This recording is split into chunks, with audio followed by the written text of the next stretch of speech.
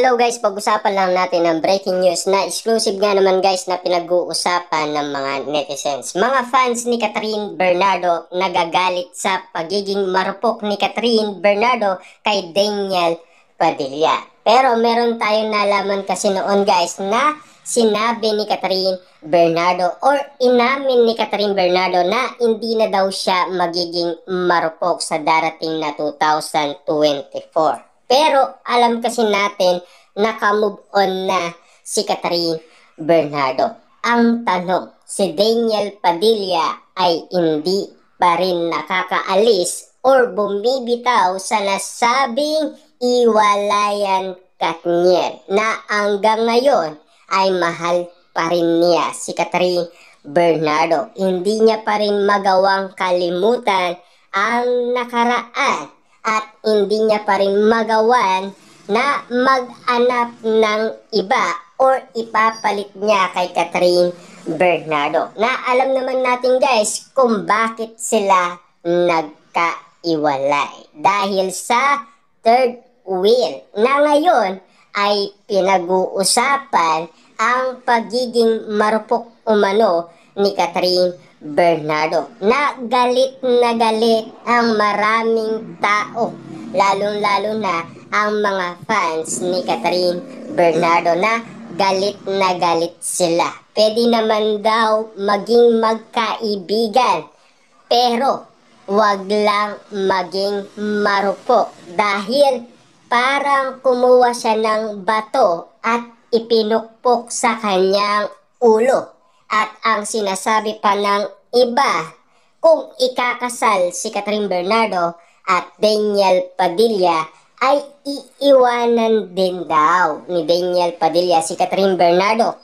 Yun din daw ang mangyayari. Kaya mag-isip-isip daw si Catherine Bernardo sa kanyang mga akbang. Pero kung magpapatuloy pa rin ang kanilang balikan, siyempre wala tayong magagawa doon dahil meron silang nakaraan, lalong-lalo na yan ay nagtagal ng 11 years. Mahirap nga naman kasing bitawan ang nasabing relationship nila noon na umabot nga naman kasing ng 11 years. Kitang-kita naman natin guys na inala ng karamihan na si Alden Richard na ang nababagay kay Catherine Bernardo.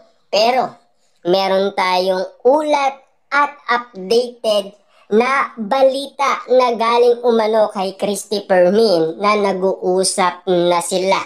At doon mismo marami tayong naririnig kay Catherine Bernardo at Daniel Padilla. Lalong-lalo na guys, kung ganyan ang mangyayari kay Catherine Bernardo, kung bakit nga naman lahat ng kanyang fans ay nagagalit sa kanya dahil siyempre ano kaya ang mangyayari?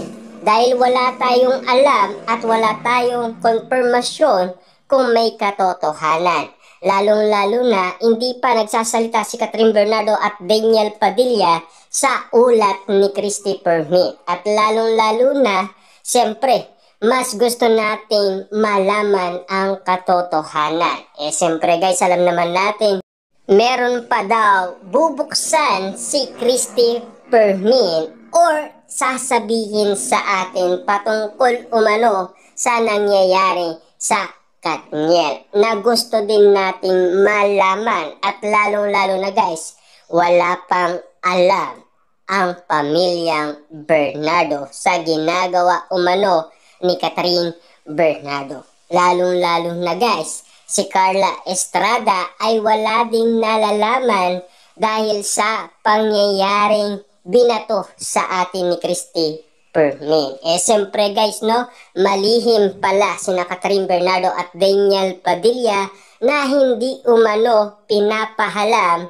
sa kanilang pamilya. Grabe nga naman kasi guys ang mga moment na talagang intriga at issue na talagang galit ang mga fans ni Catherine Bernardo. Papaano nga naman hindi sila magagalit kung magiging marupok daw ang kanilang idolo? at kung bakit nga naman ito makikipag-usap ulit sa dating nanakit sa kanya at kung bakit hanggang ngayon ay nakikipag-usap siya. Pwede naman kasi yun kasi alam naman natin pwede naman silang maging magkaibigan or alam naman natin guys pwede silang magsama ulit bilang love team. Pero ang tanong, okay ba yan guys sa pamilya Bernardo? Na alam naman natin guys, galit na galit din ang pamilyang Bernardo kay Daniel Padilla. Lalong-lalo na ang daddy ni Catherine Bernardo ay galit na galit kay Daniel Padilla.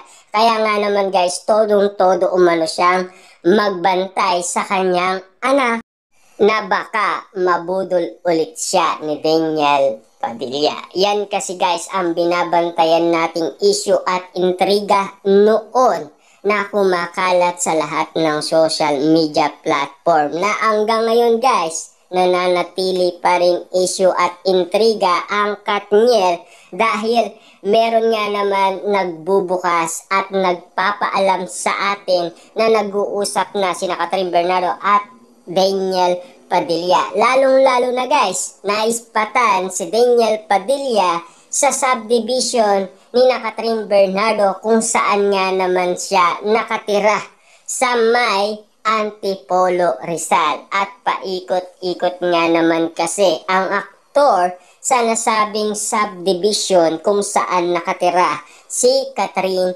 Bernardo. Ngayon pala ay meron nang nagaganap or meron nang nangyayari. Nag-uusap na pala sila.